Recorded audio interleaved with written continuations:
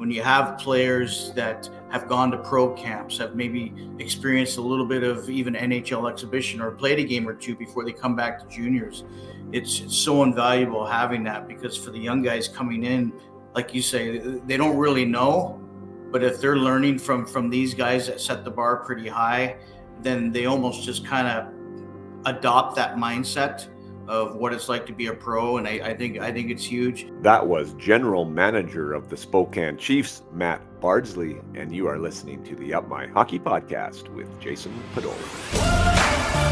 Just watch me now.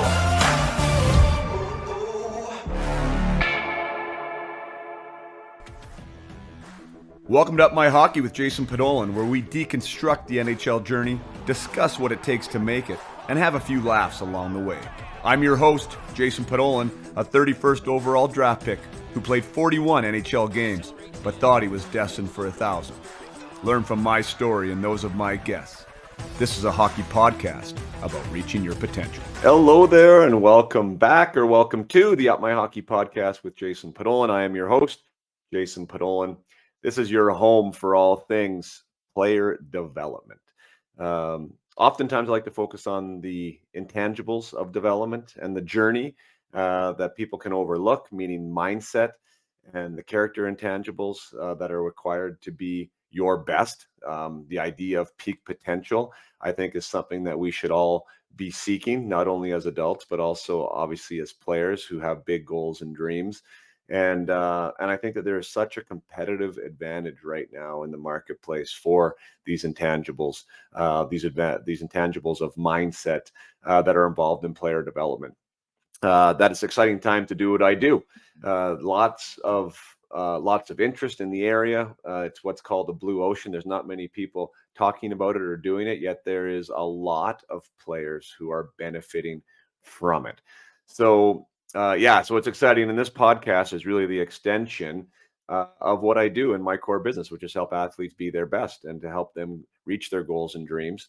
And in conversations that you're about to hear, we're able to have some of these discussions with players, either ex-players or people who are currently involved in the game, like Mr. Matt Bardsley is, the general manager of the Spokane Chiefs, and how he goes about looking at an organization and the players within it, who he is trying to recruit, who he wants to be involved in the locker room, and how they go about allowing these players to be the best that they can be. So having conversations like this, being able to chat about topics that are super relevant and interesting to me, which are also relevant and interesting to you, or else you wouldn't be here, is exciting for me. And this interview, actually, I don't like to call them interviews, to be quite honest. And I like to call them discussions or conversations, because I feel when these are their best, that's what it is. It's just me chatting hockey with somebody else, less interview style and more discussion style.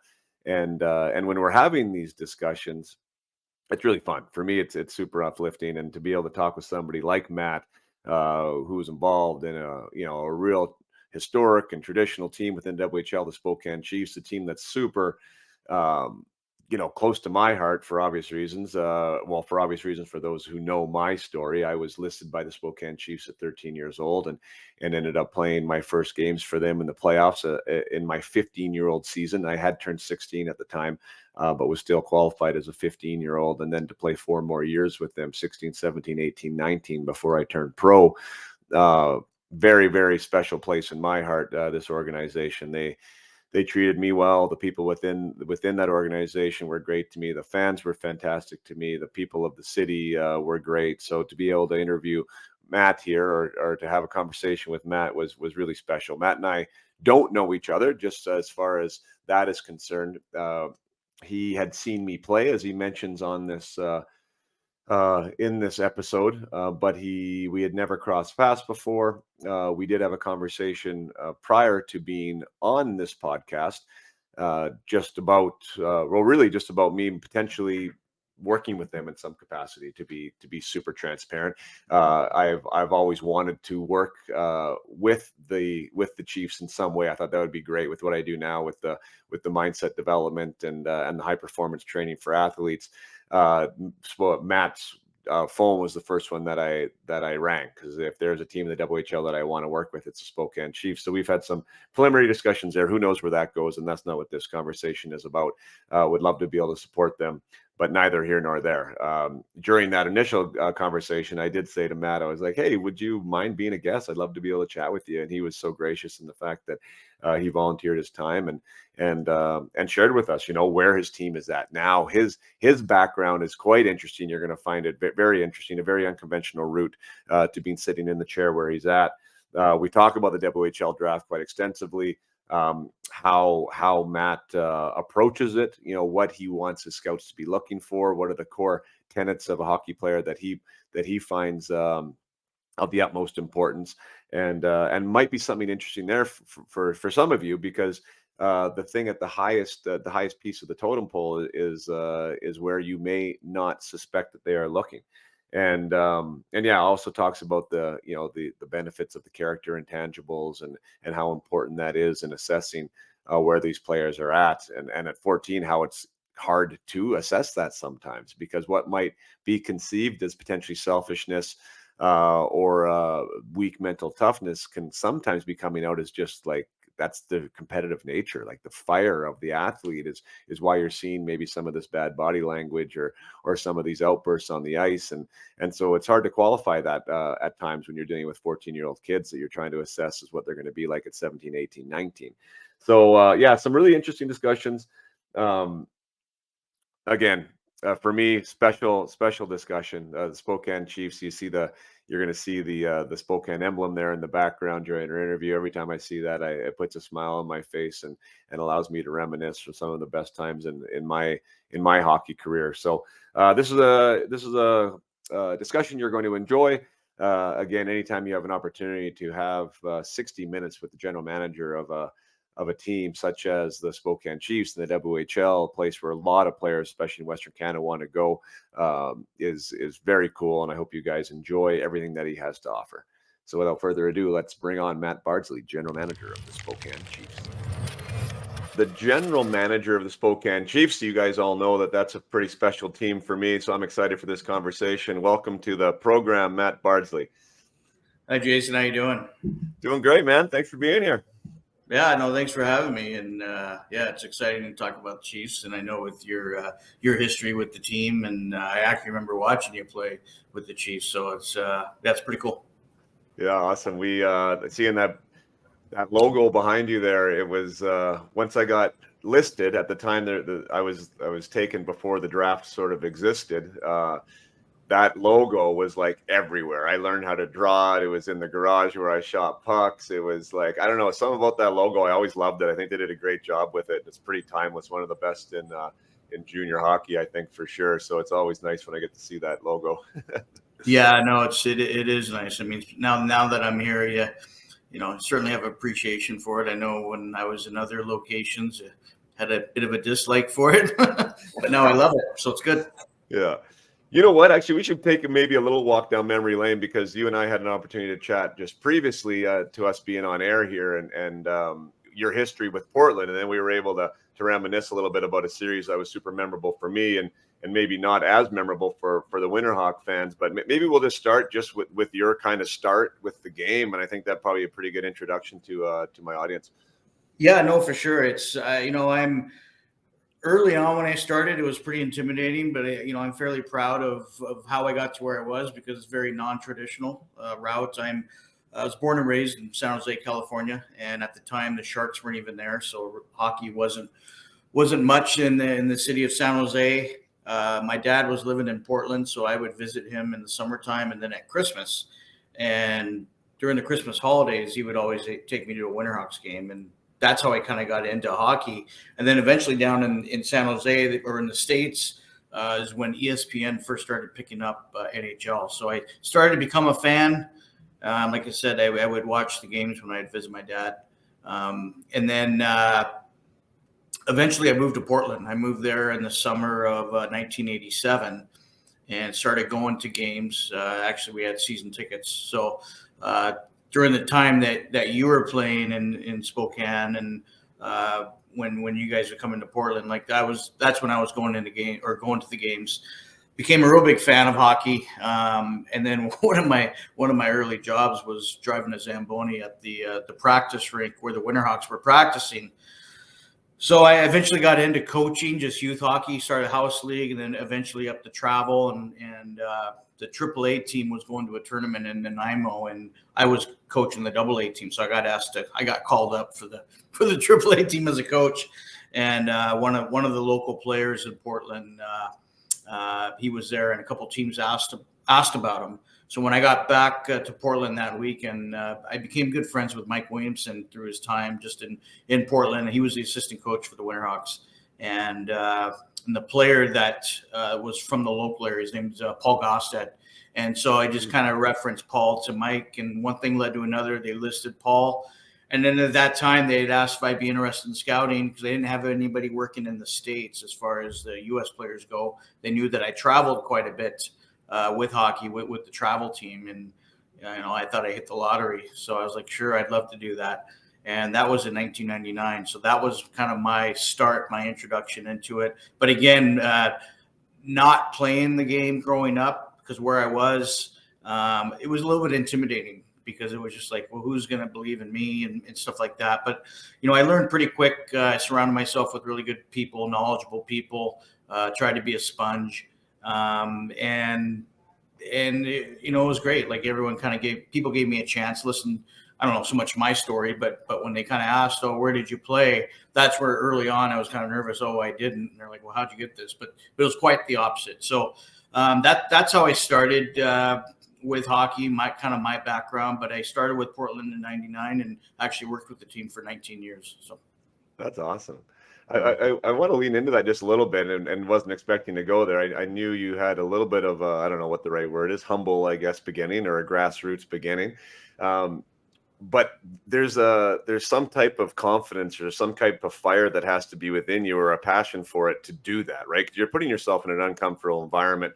Everyone knows that the hockey world is kind of a close-knit, old school kind of frat boy scenario, like everyone's kind of been around the game or whatever. So you're coming in there as a guy that grew up in California, and now you're rubbing shoulders and elbows with these guys that have probably been around their game their whole lives. What was the reason for you, or like the fire there that allowed you to get that uncomfortable and do what you were doing?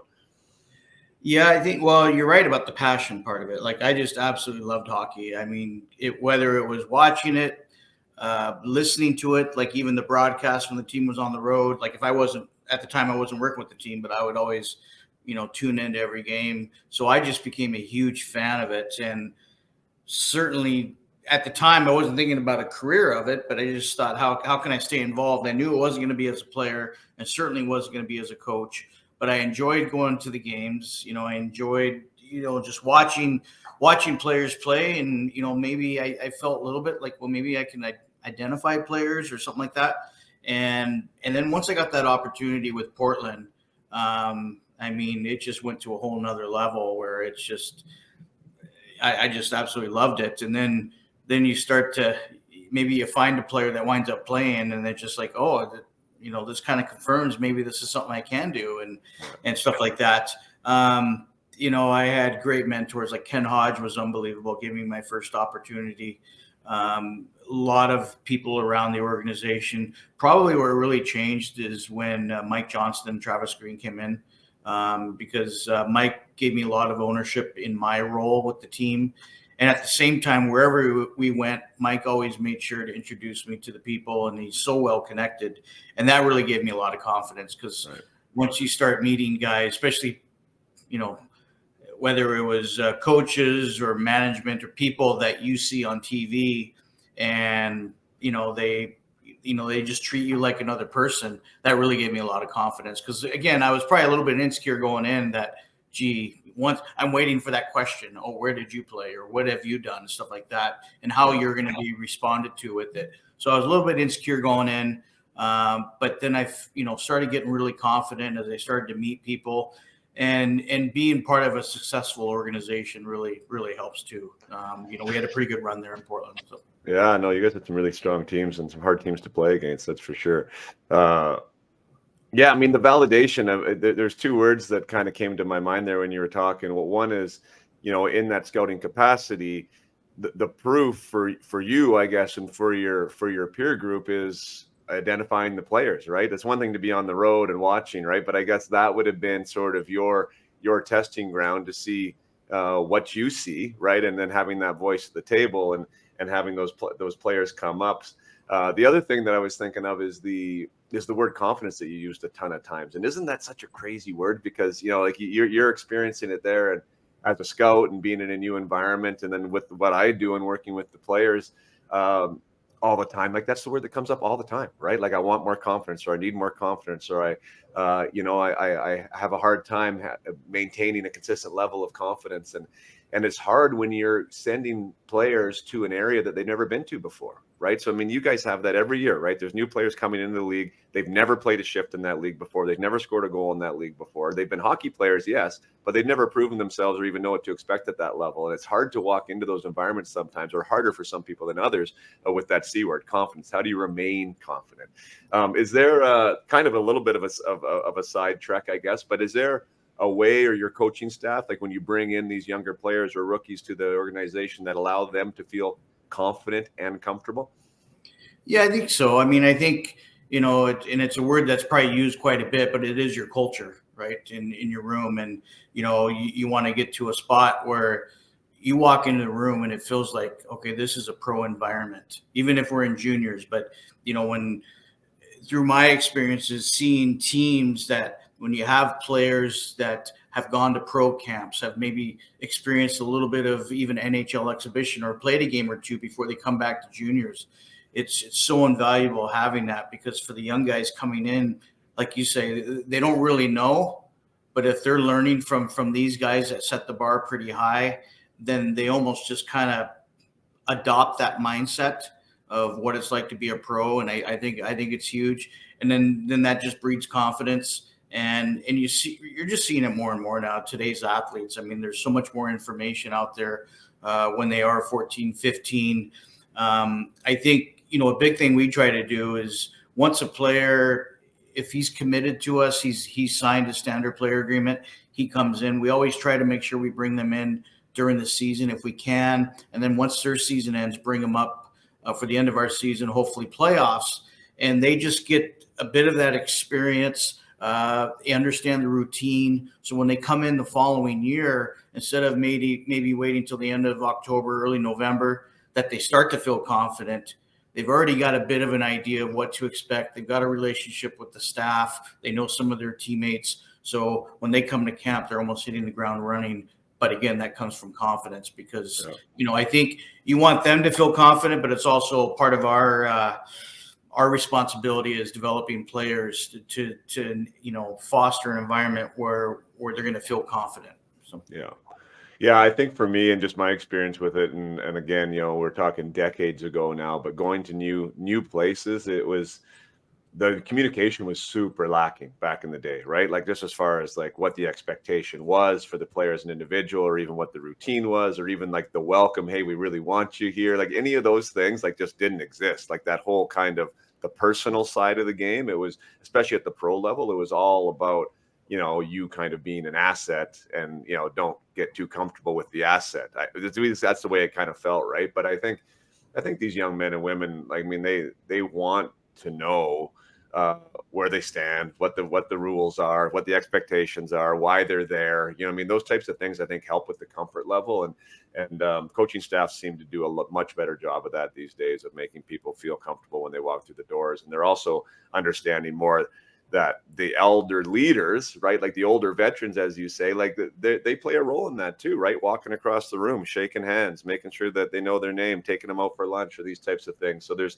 to that word of yours, culture. I mean, I love hearing that, because that's that really where it starts and where it stops is where the coaches want to handle it, and also how those veteran players in the room handle it.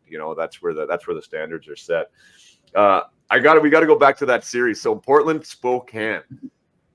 I know that you weren't necessarily involved in it, but you were kind of watching that one, and that was just wild. And I think I may have told it on this podcast before, but I don't really know why I would have actually. But it was my last year. So I was 96. It was the first year in the new building, or that one that you're still in right now, that looks exactly like it did when it was built. It's crazy how well they've maintained that thing. Right. But it was like this brand new building in Spokane. They just got rid of the Boone Street barn, held 10,000 people. We had a great team that year. Like, we're selling out lots, 10,500 was in there consistently. And we ran into Portland in the first round of the playoffs. We were the number one ranked team in the CHL. Portland was the 6th seed, the way they did the playoffs then. And before you know it, we were down 3-0 to Portland. Bialecki was hot. That goalie was playing really well.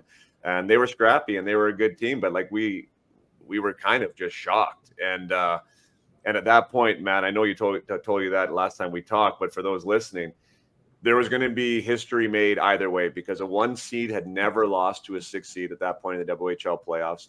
And no team in WHL history ever had come back from down 3-0. So like the standard was set, right? And it was this crazy scenario. And the one thing I never told, Mike Babcock was our coach at the time. And I think everyone probably who follows hockey in any capacity now knows who Mike Babcock is. Went on to win Olympics gold medals, and coach of the Leafs, and now coach of the Columbus Blue Jackets. Anyways, he was our coach at the time. And Babs was like, it was interesting because you obviously now hire coaches, and you look for different personality types, and Babs was one of the most prepared coaches. He was one of the most confident guys. He had a swagger to him for sure. He had a dry sense of humor. There wasn't nothing too cuddly about him. He did his job. He did it really well. But I was, I can say that now. I was his guy that year, right? Like, I was the guy that kind of stirred the drink in Spokane, but he never really treated me like that. Like, I wasn't having any meetings with him. Like, he'd never bring me in, ask me how the team was doing or how I was doing. And, which I saw in different other points in my career. So he was hands off with me. But then we're down 3-0, and he grabs me out of the locker room. It was after pregame skate before game 4. And he legitimately put his arm around my shoulder walking down the hallway. We were in we were in the hallway there, and he says, "Jason," he goes, "this team needs you. You got to put us on your back, and we're going to ride you the whole way." And it was like, for me, like, it was crazy. You talk about that word confidence. Like, I'd never heard that from him. Like, never, right? Like, that I was important, that I was valuable, that he wanted me, that the team needed me. Of course, I knew it subconsciously, but not like that in your face, right? Like, let's go, And boy, I think that lit a huge fire, because for me personally, that was like the best run I ever had. I had like 21 goals in 16 games after that. And we ended up coming back. We won game 6 in double OT, game 7 in overtime. There's people lined up outside the building. It was the loudest building I'd ever been in. And anyways, Portland was scrappy, and they could have won that series very, very easily, obviously, when you go to double overtime games. And we ended up running to the WHL final that year and never got to the Memorial Cup, unfortunately. But anyways, that was just like epic. Like, as far as when you have your stories, right? Like, and you've had a long career now, like, there's some things that just stick out. Like, that series for me and that whole run was just so crazy. What was it like on the other side of that? Was it pretty heartbreaking for the group? Well, yeah. Again, I was, at that time, I was more of a fan than I was working, but I was, certainly a passionate fan. And I remember going to those games, and if I'm correct, wasn't game 4 in Portland? Yeah. And that, I'm not sure how it was. I was going to say that. Maybe my memory's off on that, but it was. Yeah. And I remember I think that was a pretty close game, but you guys won that game, and I'm like, all right, well, it's 3-1. Okay. And then you guys win again. Okay. Well, it's 3-2. And if I'm not mistaken, I thought game 6, when it went to double overtime, was it Richard Zednick that maybe thought he scored, or was there like a wave off of a goal that was waved off in overtime that maybe Portland thought they won? I thought I remember something like that. I could be wrong. I could be wrong in my timelines or whatever, but I thought there was an instance there where there was a I think chance. it was Game 7, Matt. Now that you're bringing that up, I think that Oh, it was was Game 7. Yeah, Okay. and I think it was in overtime, and I think there was some controversy of what happened. I can't remember exactly what it was, but then Darren Sinclair scored after. So of course, when you're on the winning end of that, that's completely nullified, and you don't necessarily remember the details of that. But yeah, Zednik was a beast, man. He was so hard to play against. Big, strong. European player. He was really a big problem for us and a thorn in our side. And but yeah, I remember skating around before Game 7 because we were down in the locker room's obviously in the same spot as it is now. So we were sitting in there before Game 7 started, and they were playing the highlights on the big screen above right before the game started of the series, right? And so of our double overtime goal in Game 6 and all these other big moments, and the crowd was going bonk, like it was crazy. It was honestly bedlam. And when we went out before the game, like before the anthem, I was skating beside my buddy Sean Gillum, who was, I believe, our captain that year, and like screaming at him from like 6 inches away, and like we couldn't hear each other. Like that was how loud that building was. It was so cool. And so I've seen Spokane in that way, like the fans there are passionate, they care. There was a lot of excitement around our team and about the rink, obviously. So we had a few other things that were going for us that year. But boy, what a great place for teenagers to play! Like it was so fun. Yeah, it's pretty impressive. I mean, last year was my first year in Spokane. You're right. The building's unbelievable. I was probably a little spoiled because during my time working with the Winterhawks, we played a lot of our games. One, it was the Rose Garden, then it changed to the Moda Center, but it was like an NHL type facility. So whenever I would travel with the team and come into Spokane, it was a nice building, but you never really thought too much about it because, we're so used to, the Rose Garden. But now that I'm here and I'm in it every day, like for me, it's one of the best buildings in the league.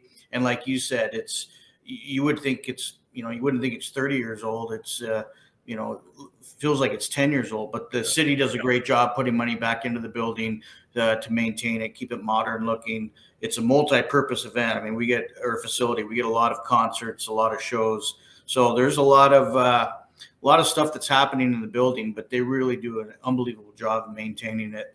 The fans are incredible, much like what you experienced. I mean, we certainly had a tough year this year, but we still finished second in the league in attendance.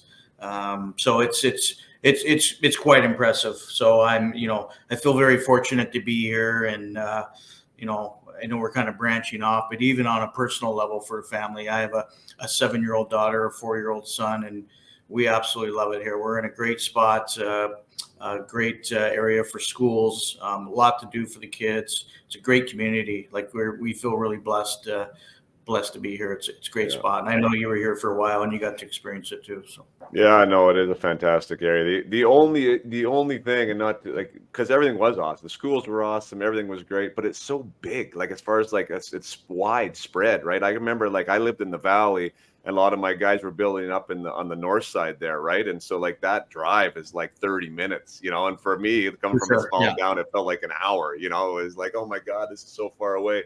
But no, I love what they've done with the downtown area. That now it's like been revitalized. Like Spokane is definitely a cool place to play. And yeah, it was really fun to experience those 4 years there. All right, let's take a short break from the conversation with Matt to remind you that Up My Hockey is more than a podcast. Up My Hockey is a training system, a mental performance training system for athletes, for players who want to do big things, who have big goals and big dreams, and who want to be their best. And to maybe to this point in their journey, haven't really considered what mindset is, how it's going to help, and why I need it. And if you are one of those, if you are somebody who does want to be your best, this is the competitive advantage you are looking for. Up My Hockey can provide programs from U11, U13, all the way up the ranks that will give you a taste of how you can fine tune what's going on between your ears to serve you best, whether that means from a practice habit standpoint, whether that means from a time management standpoint, whether that means preparation, recovery from mistakes, resiliency, belief systems, self-esteem, confidence. All these things are wrapped into something that I call mindset. And there are ways that you can learn about some of these tools, strategies, and ideas, and definitely ways you can execute on them. And I think that for me is one of the differentiations of Up My Hockey and why it's different is because one, I've been there. I know what it's like to chase a pro hockey career. I know what it's like to play at the highest level. I know what it's like to be a highly touted junior prospect. And I know the pressures that are associated with that of moving away from home. I know what these players are going through. And I also know some of the gaps in the development process that exist. And there is areas where generally people aren't filling the holes. And I believe it's the biggest competitive advantage available. The other execution piece that Up My Hockey differentiates itself with is what I just said there is execution. Everything that I do with players gets them to execute, gets them to move forward, gets them to try a new action or a new strategy or a new tool. Nothing is theoretical. Everything is practical and everything is something that they can apply to their game or to their day as soon as they start working with me. And I think that's a big piece because the big piece of that is now they are applying, now they are tweaking, now they are seeing results, now they're building their self-esteem and their confidence, and they are feeling empowered about what is to come. So if you are somebody that is listening, that has a player that wants to be their best, has big goals and dreams, if this is something that you haven't explored yet, you understand mindset is a key component of success, and regardless of what you do, perhaps this is something you want to look at. Again, I've shared this on different podcasts. Not only do I like helping individual players, but really the overall business goal and the where I think the most impact can be made is with organizations in general, or associations, or academies, where an academy can step in, use Up My Hockey and the programs that I've developed, along with the coaching, and all athletes within that space have access to key tools that will help them be better. It takes the onus off the coaches. It takes the onus off the parents and off the managers of the teams to try and supply this type of training and this type of practice, and is a done for you turnkey approach. So if you are in that market space, if you are somebody who's an influencer in that market space, by all means, let the decision makers know that Up My Hockey is something that they could consider. And on the heels of that, if you are a GM or a coach of a team, and maybe the association is too big of a step to make, or too big of a reach, then I can work with your team, or one of my coaches can work with your team this season, walk you through the Peak Potential Hockey Project. It turns out to be an 8-week program. It is a massively advantageous culture builder. Not only, again, from an individual standpoint, where your players be better, more well adapted, more ready to step into their greatness, but your team will have a different set of language and a different set of criteria and standards that they will be looking at for the season. So it does help you with more wins. It also helps you minimize problems within the dressing room and some of these distractions that can come up throughout the year. So if that sounds interesting to you, by all means, reach out. upmyhockey.com is where you will find that. And I would love to get on a call and see if we would be a good fit for supporting either your association, your team, or your individual player. Now let's get back to the conversation with Matt Bardsley. You mentioned it was a tough year last year.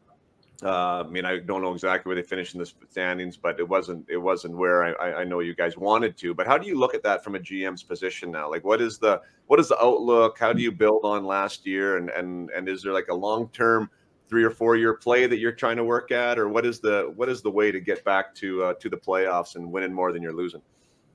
Yeah, I think for me, when I got hired, it was kind of interesting because the year before I got hired, I was working for Philadelphia as an amateur scout, and my main focus was in the Western League. So, Spokane had a couple of players up for the draft, so I probably followed the team. I probably watched Spokane 10 to 12 times that year.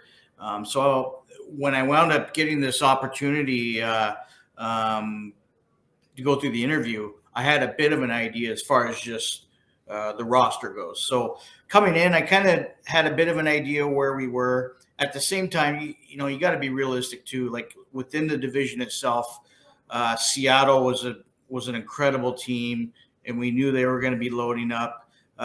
Kamloops was hosting, so it seemed like every every cycle when the Western League team is hosting, there's going to be 3 or 4 other teams that probably feel they're right there. So usually in the league that hosts that year, the teams start to load up. So, we talked last year with our team, like we could have added some players to our roster that would have certainly helped. We might have gained another 5 to 7 wins. I don't know if that would have changed anything as far as playoffs go, but the one thing it certainly would have changed was it would have delayed where we're eventually trying to get to, because we would have had to move some draft picks, maybe even a young player to bring in an older player. So trying to be a little bit realistic where it is, it's, and it's tough for some of the older players too, because, they want to win. We always want to win, but there's that balance of winning, but also developing, and we want to do it the right way. So to answer your question, I thought the one thing I was proud of, I tried to take the positive out of a really tough year, but in the second half of the season, we were second in the Western Conference for the increase in winning percentage. It might not have shown much. I mean, it doesn't mean we went from a 250 winning percentage to a 800 winning percentage, but the point being is how much we improved in the second half. And really that wasn't because we added players. It's just we started seeing the team develop. It was kind of new for everybody. You have a new general manager. Our head coach, he was the interim head coach for the last month and a half the year before. So now this is his first year being a head coach. We brought in an associate coach from the Quebec League. So it was his first year in the Western League. And then we had our other assistant coach, Dustin Donaghy. He had been kind of a part-time coach, but last year was his first full-time.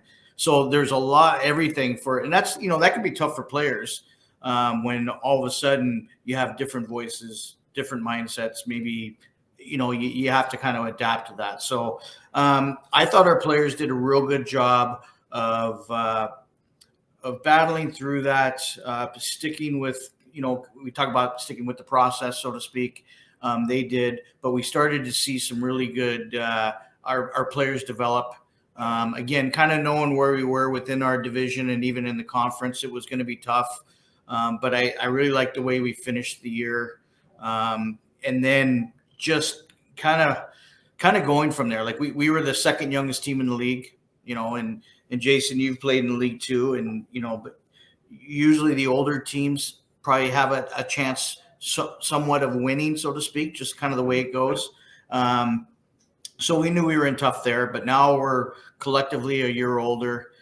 Some of those teams we talked about before, they are graduating players. I mean, when you have teams that have 12 or 13 players at the 19 and 20-year-old age group, just by default, they're going to be they can only keep 3 of those, right? So there's going to be a bit of a change there. So I think this year the goal, without looking too far ahead, but we need the playoff experience. Where we eventually want to go, we need playoff experience. I think any teams that have success or have a chance to win, they have to have some playoff experience. So that's our focus this year, but without skipping steps, we want to do the right things to earn that opportunity to get into the playoffs.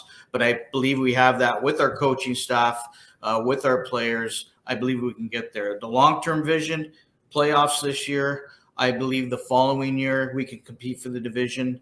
And then in that third year, I think we can compete for the conference. And it just so happens to be that year is when the Memorial Cup comes back to the Western League.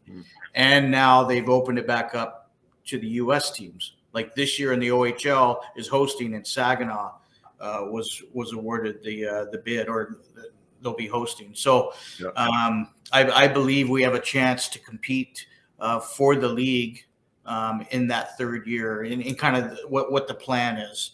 Right. We've accumulated a lot of draft picks. Like we have 19 draft picks in the first 4 rounds over the next 3 years. So as I've told our players, I told some of the media, we didn't acquire all these draft picks so we could, select, 19 players in the draft in the first 4 rounds, but part of that is I think we can use that to add impact players without sacrificing the draft itself. So I believe we're in a good spot. There is the plan. Now we've got to execute the plan. Yeah, no, excellent. That sounds exciting. Like you got a good eye on what's going on there. And I would assume that like the NHL teams, like the path forward, and maybe even more so actually at the WHL level, it is through the draft, right? Like the importance of, where you came from and watching these players in the arenas and making the right picks and hopefully those picks pay off. I would assume that's a pretty high priority item for you as the GM now, is making sure you identify the right players for the Spokane Chiefs. Well, you do. I mean, at the end of the day, the draft, like I said, the NHL, certainly the Western League, whenever there's a draft, that's the lifeline of your team. That's where you build your teams. You can certainly fill in through trades, or I know, like you said, when you came into the organization, the draft wasn't there yet, so there was basically a listing process. So there still is the listing process, but at the end of the day, it starts with the draft. And I think what's important for teams, and in my belief, my philosophy, our philosophy, is there's a template of what you want in a player, and it kind of starts a little bit how we want to play. So we need those type of players. I know when I started to understand more, I think I always thought it was interesting that maybe teams wanted to play a certain way, but they didn't acquire those type of players. And even coaching is so big. If you wanted to play a certain way, but maybe you hire a coach that's not their strength. Maybe they want to play a certain way. So I think everything has to be lined up together. You want to play a certain way, but you also have to make sure that your coaching staff aligns with that. And that's their strengths. You want to make sure you're matching the strengths with the strengths. So, but yeah. Yeah, I had a couple conversations with some NHL scouts, and I do think that there's definitely, credibility there with what you're saying, and the fact that, like, well, you're with the Flyers, for instance, like there's a traditional blue collar, hard nosed, hard edge team, and yes, those teams still need skill, right? Yeah. Like, so you're still looking for skill, but there's still a brand about the Flyers, that the Flyers will always probably be that type of team, because that's the type of team that those fans want to come watch, right? So sure. I would assume, like, you wearing the hat of a Flyers scout, that's the type of player you're looking for. These gritty, edgy, hard to play against players. That would be a higher priority for the Flyers than maybe, say, I don't know, whatever, fill in the blank on whatever other team in the NHL, right? Sure. You're kind of saying that same thing now. And when you come in there with your hat on as the GM of the Spokane Chiefs, is there a way that Matt Bardsley wants the Spokane Chiefs to look and play like? What type of players do you find attractive? Well, and it sounds probably very generalized, but I mean, there are kind of the four basics. You certainly want guys that can skate. You want guys that compete, guys that have skill, and guys that have hockey sense. I mean, for me, those are the four staples that you want. I think in today's game now, we really value the hockey sense portion, and not to say that, if you can't skate and you don't have skill and you don't compete, that's fine. I mean, you have to have those qualities, but I think hockey sense is probably the hardest thing to teach. I always it's interesting. I mean, you've got skill coaches, you have skating coaches, you have strength coaches, you have mental performance coaches, but there's no hockey sense coach, right? It's just one of those things that you kind of have it. I think you can certainly get better understanding the game. You can learn the game with video, being a student of the game.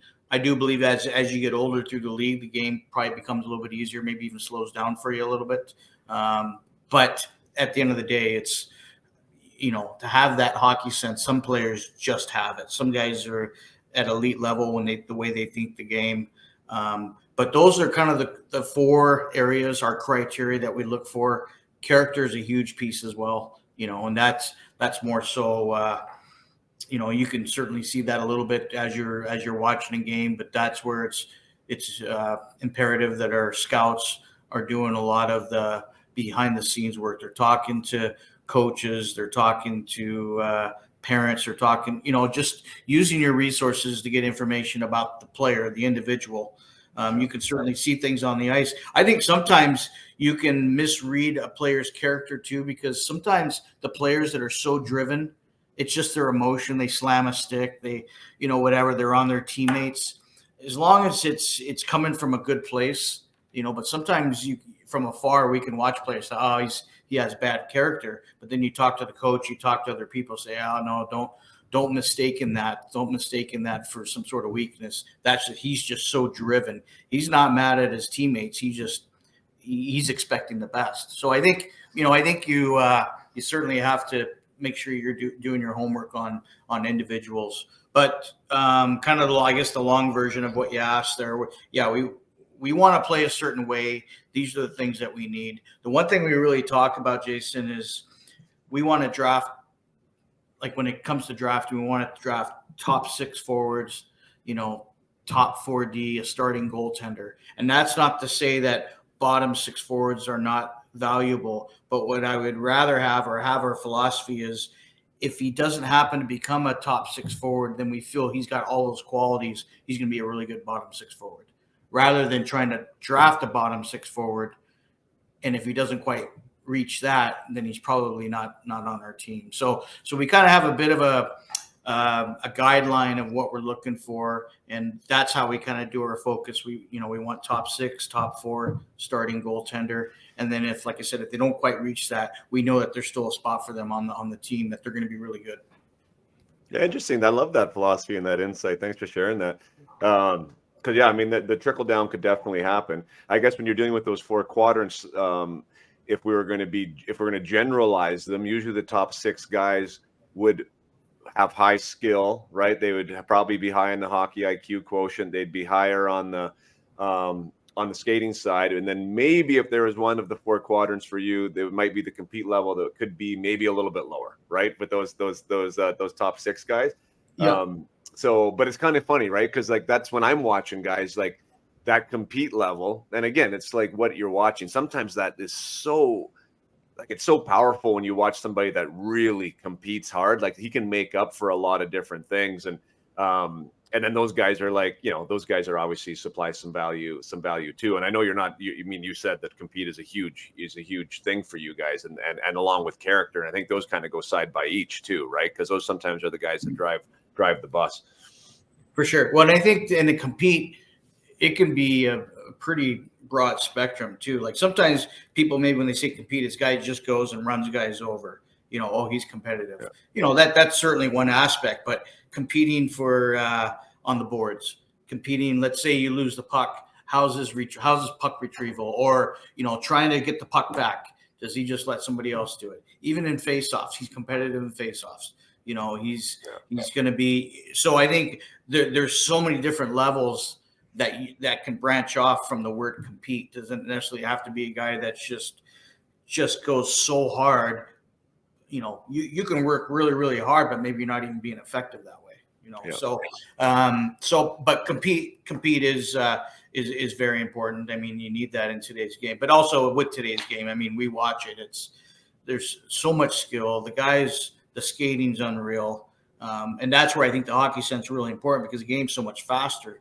So, you have to think quick. I believe that a hockey sense, in my personal opinion, even a hockey sense can make up for a little bit of lack of skill or a lack of skating. But if you can anticipate the game, where to go, stuff like that. I think that can trump a lot of areas that maybe is not great. And I try to remind our scouts, say, guys, like, if you think his skating is a little bit subpar, but his hockey sense is elite, like, let's really look into this player, because we can work on skating. We can work on some of these things with that player. So, but yeah, that's a little bit of our mindset. That's our philosophy. And, people may hear that and then see where we finished and say, well, gee, that's not working so well right now. But I believe you stick with it. You eventually build the teams that you want. And that's why we're excited, because I think, we have some of that with our veteran players, and then with our young guys that we've recently drafted, we see a lot of those qualities. And then part of that, just them gaining experience in the league. Yeah. So. I love you talking about competitiveness. That's exactly one of the things that I work on with players is like their personal identity, right? Like their player profile, how they be their best. And that competitiveness is so broad. And I think players do miss that aspect, right? You can be really competitive. And one of the guys that I like talking about and shining a light on is Kyler Yamamoto. So another ex-Spokane Chief, right? Here's a small player, right? Like not physically intimidating at all, but not one person in the world can say he's not competitive, right? Like he doesn't intimidate because he's going to blow you up, but he is going to fight for that puck, second, third, fourth chances, right? Like he doesn't go away. He's first to the puck in the corners. He'll go to the dirty areas, right? And He'll get to the front of the net. He'll win those loose puck battles. He's hard on the back check. And so I love highlighting like smaller players like that, because we have this traditional idea of what competitiveness means, but there's lots of ways to be competitive as long as you understand that as the person within your own stature, within your role, what your skill set, where your skill set's strong. And then all of a sudden when you have these areas of action items, of how I can show my competitiveness, I think sometimes it's a big light switch for players, right? Like how they can and how they can compete. So yeah, thanks for bringing that up. I think that's a really great point for my listeners out there. As far as GM and with the draft, and actually I should have a little sidebar. I know I joked with you the other day, like Hudson, for those listening, he's my oldest. He's an 09. He is going into his WHL draft year, and he's playing at rink prep this year, and he's a pretty good player. Like, I mean, I think he has a good chance of getting drafted. We'll see how the season goes. But he definitely wants to play for the Spokane Chiefs. So it's funny for everyone out there, like with all these picks in the first 4 rounds, like we'll see if he has a good enough year and catches Matt's eye. But kind of fun, right? For me now coming back through this a second time, but with the father right. hat on, it's a whole new thing. And it's fun to watch your kids chase something, just like I was chasing it when I was his age. He definitely wants to play in the WHL, and I know there's so many kids now that have such a big emphasis. And these players are 14 years old. Lots can happen between 14 and 17 when most of them will play. There's lots of guys that aren't quite hitting that stride yet on the development curve, and that's why the list process still exists. And that it's not the end of the world. This WHL draft, it's just one day in time, but they definitely are motivated. They're working their tails off. They want to get seen. And I guess my question behind all that is, with the draft, where do you fit with that role of GM? Are you making the final call on the first few picks? Do you need to see the players? Is it completely up to the scouts, or how does that work inside the inner sanctum of the Spokane Chiefs? Yeah, so what we have this year, we did it last year, we're going to do it again this year, is we have a head guy in each province. So we have a head scout in BC, Alberta, Saskatchewan, Manitoba. We have some coverage in the US as well. With my background of the scouting side, I still like to be involved in that. For the most part, I want our scouts to feel confident and make decisions.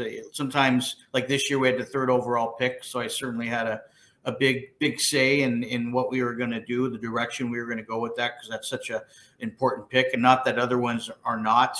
But our scouts are the ones that do all the groundwork. They're watching the player, as I talked about earlier. They're kind of doing a deep dive on the individual, getting to know them a little bit. I think our guys do a really good job of building relationships with the families, and I think it's really important, because much as we want to know about them, at the end of the day, you also want the families to understand who we are as well. And just like you're going to go through it, Jason, with your son, you want your son in a good environment, a place where he's going to develop. Everything's going to be good. And I think all the teams do that. So that's great. But our scouts, like I said, they do a lot of the work. So am I involved? I am involved for sure. What I try to do is we have, monthly Zoom calls with our staff to kind of go over the list. And basically, I look at the list, and then I just try to focus on the top 30, 40 players and just get a really good feel from there. And then with the rest of the draft. And the way it works is we set our list, and then we pretty much just follow our list. So instead of jumping around, and I feel our guys do they spend a lot of time, they sacrifice a lot of their time, because they all have their families and their job as well. So we set the list, and then when it's our turn to pick the next guy that's on our list, that's who we're taking. Now, the only time that may change is if it just so happened to be our first 3 picks wound up being forwards, and let's say we need a defenseman, but the next guy on our list is a forward, maybe we skip that player to get that defenseman. Yeah. But for the most part, we follow our list from the top. So sometimes at the draft, guys might think it's a little bit boring, because it's almost like an auto draft, so to speak, but I feel we want to draft, we're drafting on best player available in our eyes. Is there a point where we have a need? For sure. But at the end of the day, we don't really want to be, skipping over a player, and all of a sudden we skip 10 guys just to get to a guy that, we kind of like this player because that's a need. we can fill in from that. But so yes, I am involved. I want to be involved. But for the most part, I try to let our scouts, they do a lot of the work. And again, if we're following the list, then I'm trusting our guys that this is what they believe in, and making sure that they understand, the philosophy that we're looking for in a player and how we want to play. Yeah. Yeah, you mentioned the third overall pick there, and maybe we should give a shout out to Mathis Preston. I'm sure you're willing to trumpet him since you took him in that high spot. I mean, he was somebody that I had a chance to watch, and again, I didn't watch as many games as everyone else did, but from what I saw, I thought that he has the highest impact probability, and I mean like in a big way. Like he's a heck of a player, and he could be an amazing player. Like I think he could have went first overall quite easily, and I think you got a pretty special player there. What did you like about Preston's game? Well, he's certainly, when we talked earlier about the 4 things that we look for in a player, I thought, he checked the box quite easily. He can absolutely skate. He's got an incredible shot. His skills are really good. Sees the game really well, and he's got a compete level that's for the type of player that he is. Some people think he's skilled, which he is, but he's got an element of his compete where it's pretty impressive. He can almost play the game any way you want. However the game's going that night, he can adapt to it. If it's going to be a shootout, then that's what we're doing. And if it's a physical game, then he's right in the thick of it. I think he has a lot of everything, and we were really, really excited. And I agree with you. I think he's a special player. And talk about someone that's really driven. He's a pretty serious person, even at 14. Like, he knows what he wants to do and what he wants to be. And a lot of times he'll drag his teammates into the battle too, which I think is pretty impressive. That's awesome. All right, let's take another short break from the podcast just to say thank you. The podcast has been running now, what is this, 118 episodes, something crazy like that. You keep me motivated. You keep me rolling. You people who are listening and send me those text messages and thank me for the insights and the training videos and everything that comes along with the podcast, the content that it creates, and the discussions that it allows you to have either with your mom or dad or with the parents, with their players. The thoughts and the discussions that are spurred from this, I think, are excellent, and you are the ones that allow me to keep rolling and keep pushing through when sometimes it seems a little bit tough. So I'm always grateful for the discussions. This one was definitely no different. Leave revved up, leave charged up after having the opportunity to speak with my guests. They leave me in a better place. It makes me think about things that potentially I haven't thought before, how I can serve my players better, the teams I work with better, and really expands my knowledge. And I know it's doing the same thing for you. And it also connects me to what I'm doing on the other side of this podcast, which is trying to be the best coach I can be, that allows players and teams to be the best that they can be. And every little bit of knowledge, every bit of assimilation with knowledge from different people, different approaches, different mentors. And that's essentially what I consider all my guests really are mentors. I am very grateful to be in a position every week to speak with great hockey people that have their own journey, their own philosophies, their own ways of looking at things, and anything I can grab or any piece that I can use to expand what I'm doing, I'm definitely grateful for. And I know that my athletes are benefiting from that as well. So for you who have listened, and whether you've listened to one episode or all 118, I hope that it's helped you become more knowledgeable with the game, help you give you a broader understanding of the journey and what you can do for your player. Or if you're a player, how you can help. I definitely love when I hear that players are listening to these. Like, boy, if you are somebody that loves hockey and you want to grow and you want to be your best, this is a really great resource for you to be able to pick up and get inside the brains of some of these scouts and some of these general managers and coaches and ex-players that are giving you tidbits and insights about what it takes to make it, what it takes to be great, what you're going to have to overcome, how you're going to do it, how to persevere. Like, this is gold. There's a lot of gold in here if you're willing to listen for it. So thanks for being a part of the journey, my own journey through this space. of being a performance coach and supporting this podcast. And again, if you are listening and anything you can do to expand the reach of the podcast is not only helping the players that you expand it to, but it's also helping me and helping me touch more players and giving them these valuable insights. So thank you very much. Thanks for being here. Thanks for listening. Thanks for listening to this point, and I will get you back to the conversation with Matt Bardsley right now. Maybe walk us through the development aspect. So you get drafted by the Spokane Chiefs. Of course, there's the contract that can be signed. Doesn't have to be signed right away. Some guys do, some guys don't. What happens at that point? Like, is there any type of, program that they're given? Do you help with the decision of where they're going to play next year? Do you want to get involved in that? Like, what happens between the time that you draft somebody and they have the opportunity to potentially actually wear the jersey of the Spokane Chiefs? Yeah, I think the big thing is, like we talked about during the season, our scouts do a good job of building relationships with the families. So when it comes to the point that if we were to draft that player, I'd like to believe that the family feels really comfortable because we've already built a relationship. And then from there, we really continue to build onto that relationship until they come to training camp. So that way, when they come to camp, it's almost like they feel like, well, we kind of know you. And that's what we talk about. As much as we're evaluating them, it allows them to evaluate us. Because I think that's the most important thing for them, because we've got a bit of a feel of who they are as a player. We'll get to know a little bit more as a person. But I think for the families, as you know, Jason, I mean, you spend up to 8, potentially 9 months, well, probably more, 7, 8 months in that city. As a parent, you want to know where your son's going to be potentially over the next 4 or 5 years. So that's what we try to do. We really try to build the relationships. Obviously, some of our players have already signed, others haven't, and that's not because we don't think that they're not going to play for us. But I feel pretty confidently that if we're going to sign a player, I want to make sure that there's a spot for them. There's an opportunity, even if that means there's been a few over the years where we've laid it out there, even at 15, say, look, we'd like to commit to you. You may need one more year at 16, but for sure you're coming in at 17.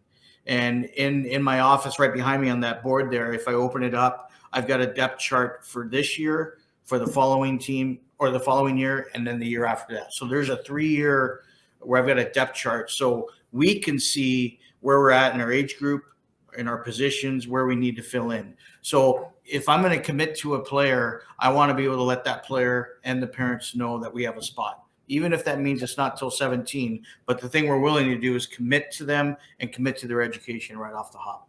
And so that's kind of what we start to work on. And then, we just have communication throughout the summer to see how their training's going, any assistance they need as far as just, where they need help at. And then same thing with our strength coach. He's in touch with all of our players, our veteran players, but also the players that have signed, just to kind of check in to see how their strength training is going, stuff like that. And then once they come to camp, that's when we really get to, again, build that relationship.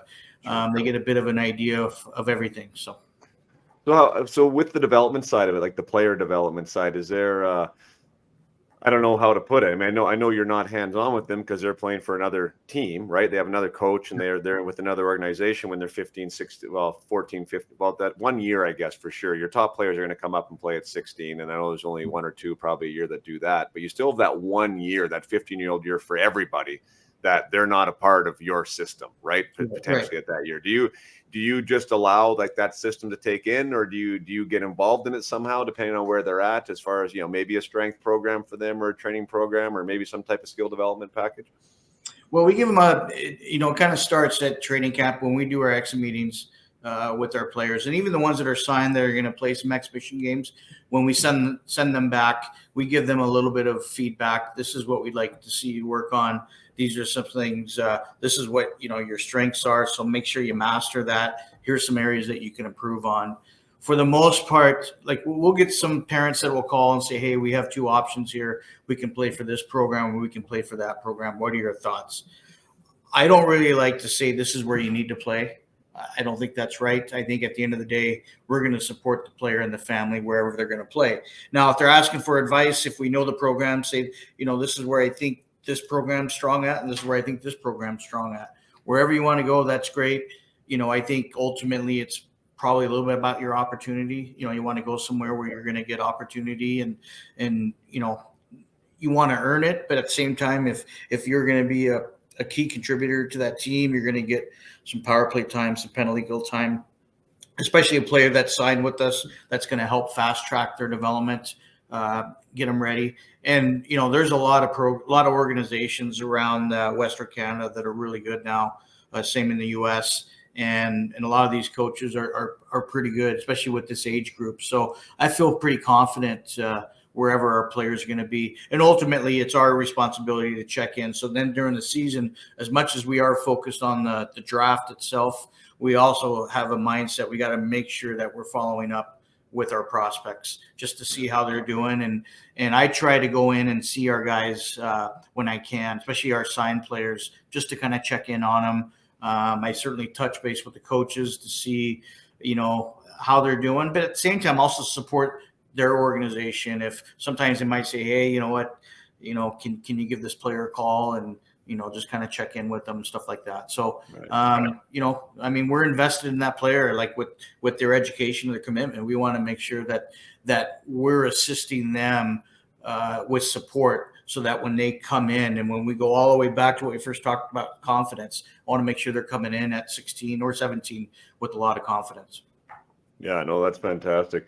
The draft itself, if we could just touch on that, and maybe just for the listeners, and for me too, because I'm not 100% sure on how it all works, but I know that there is a U.S. priority draft, or I'm not sure if I have the name right, where it's just dedicated to U.S. players, and you got another good player there, I believe in Gillespie. You got the first overall, I think, at a rank, and then there's also though U.S. players taken in the regular draft. I saw that as well. Can you explain the difference to me and how that sets up? Yeah, so you're right. It's the U.S. priority draft. So that's the day before. It used to be called the Bantam draft. Now it's called the prospects draft. But so the U.S. priority draft, it's 2 rounds. So there's 44 players that are taken.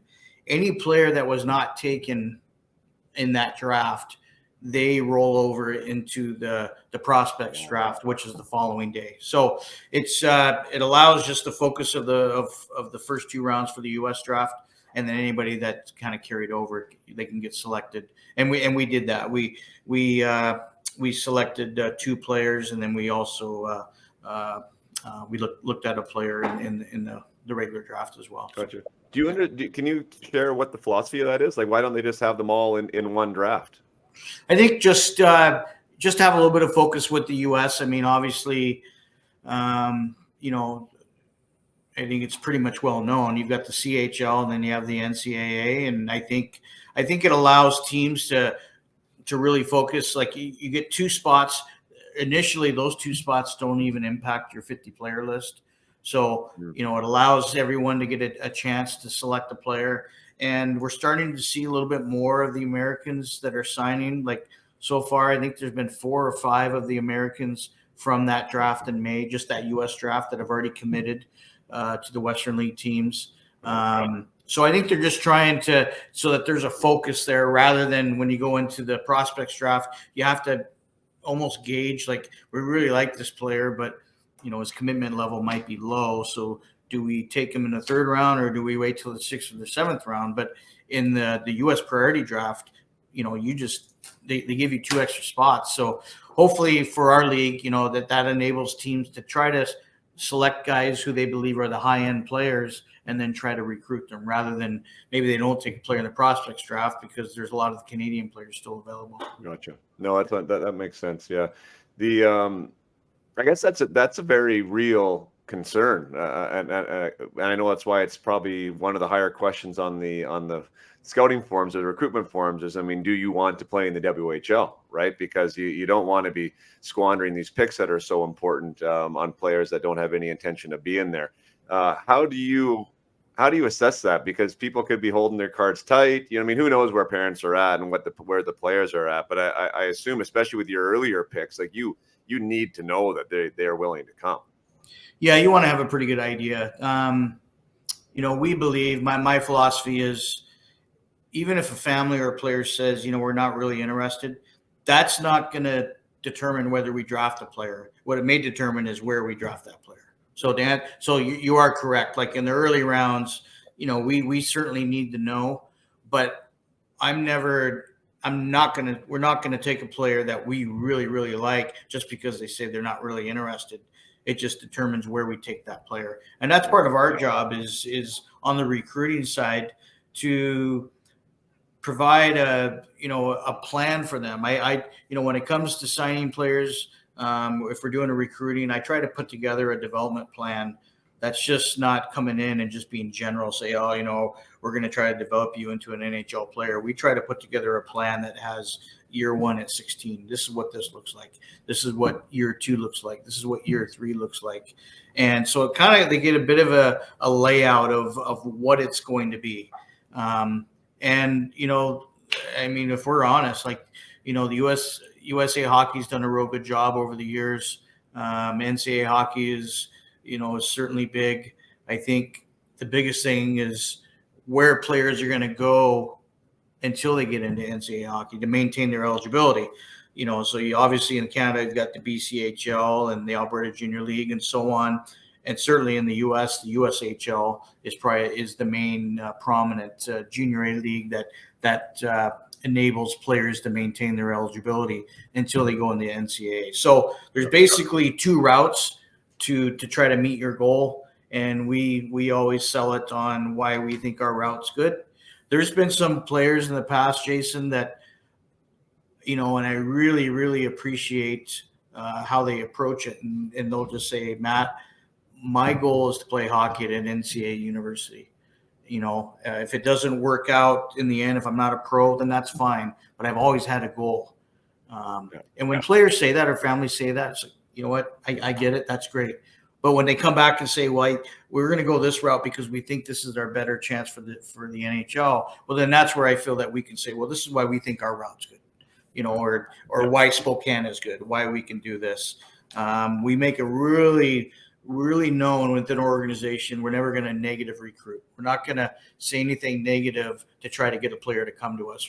Our main focus is why we feel we're a very good option, for your son and stuff like that. So that's something we try to maintain at a high level. So. Oh, that's great. And I think that the university system there in Canada, like the hockey system, is becoming much more relevant and credible to producing pro players. And I'm not sure why it wasn't historically either, but that they're coming into relevance for sure. So the fact that the schooling is paid for, up at a Canadian institution, and the hockey still is very good there, and it's still a route to being a pro.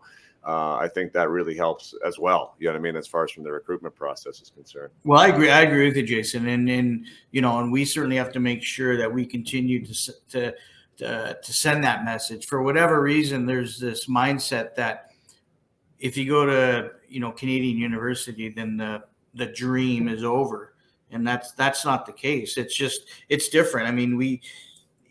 Major junior comes, and then you go college, where maybe it's different. It's flipped, where if you go in the NCAA, most of the players are going in a little bit. They can go in as early as 18. Most are probably 19. Well, Canadian university, it's probably 21. So it's just, you're still achieving the same thing if you're going that direction. And you are right. Like one of our own, Derek Ryan, who's from Spokane, played in Spokane, and he's a great testament to how his path. And it goes back to, there's a numerous paths to get to the NHL. And he took a road that was, a bit unique, but I think it's really important that people understand that it can happen, and talk about perseverance and confidence in himself to do that. So one of my favorite interviews, he was on the program, and he was one of the guys that I didn't know. I never played with him, right? I didn't know him at all.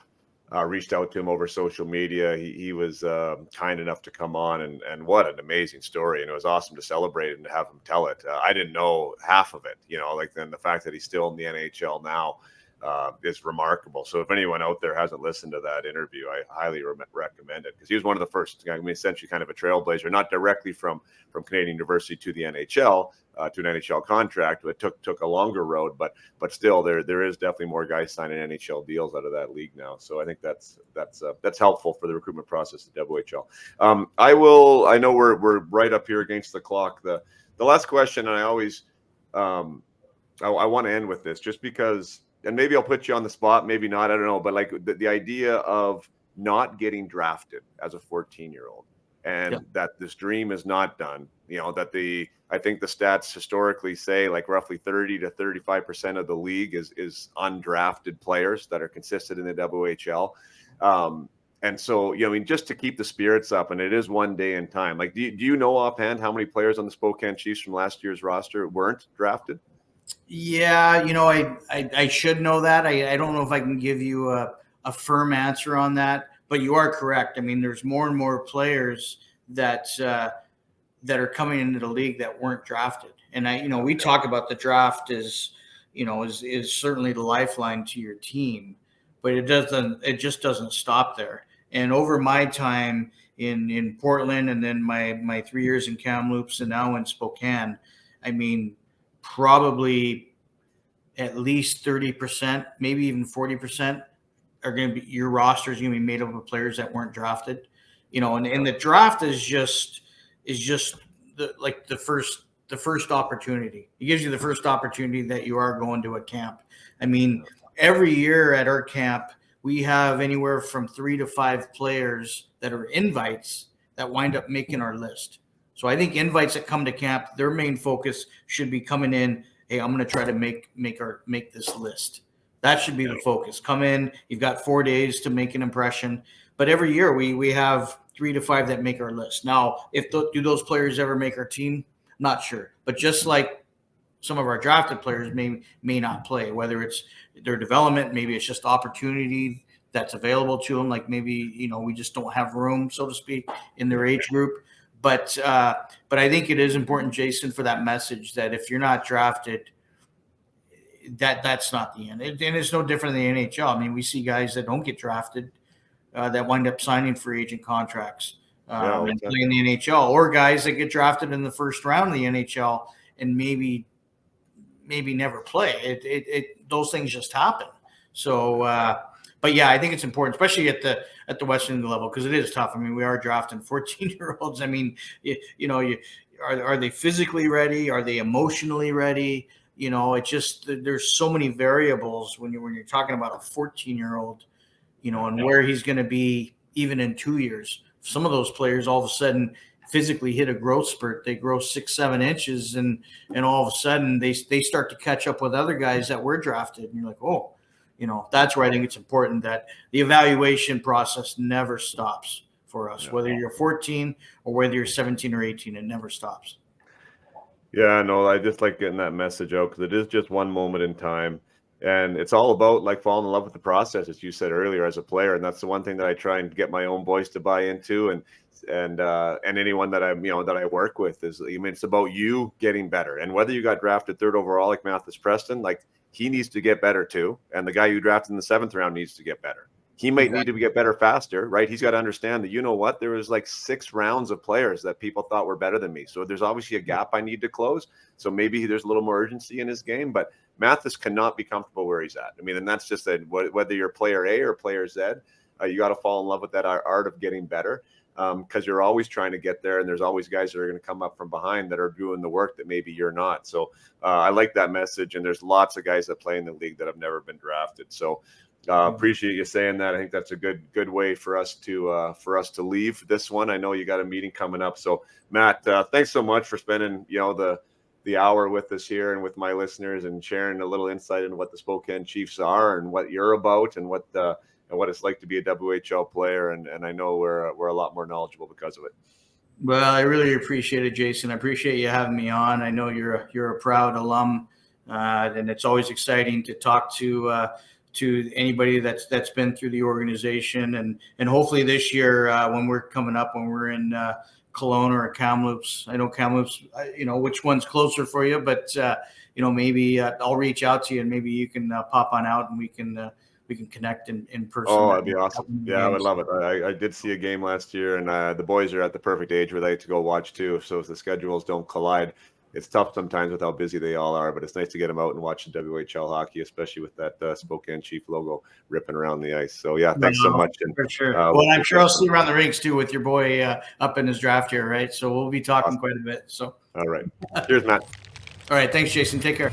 All right. Thank you so much for sticking around to the end of my conversation with Matt. That was a lot of fun for me to be able to sit here with the general manager of the Spokane Chiefs, someplace that I played for 4 years. Those are really, really formidable years. The late teen years. Uh, it's where like your music tastes come from. I remember books from that time. I remember like so many friendships that I still have to date. I visited my billets the other day when I was down in Spokane on a vacation and got to see them. And yeah, it was a really special interview for me and for Matt to come in there now and to take ownership and to take the reins of that organization and to get it into a better place in a win-loss column, as last year wasn't, and the year before it hasn't been some great years of recent for the Spokane Chiefs, but I know it's in very good hands, as we just heard there with what they have going on there. I love the plan that they have in place. I love the players that they were drafted, that they want to be Spokane Chiefs in the future, and there's some really good core pieces that they have to work with this year. And by all counts, it sounds like the coaching staff has been doing a great job there. So thank you for being here, and for anyone who's a Spokane Chief who may be listening to this, or a Spokane Chief fan that's a part of that community and is maybe listening to this as a current fan and maybe never had a chance to watch me play.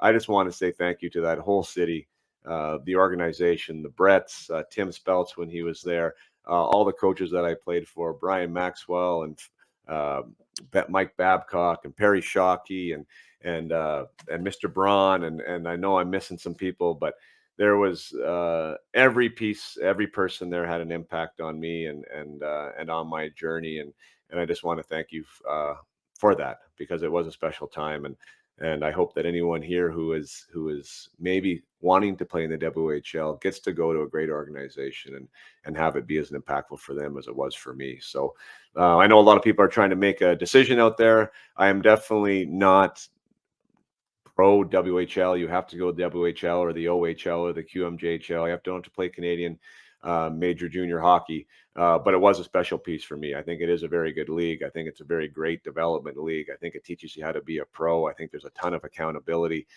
within the system. The ownership that you have to have as a student athlete in a WHL environment, like, it teaches you how to grow up, and it teaches you a level of maturity that otherwise you don't have.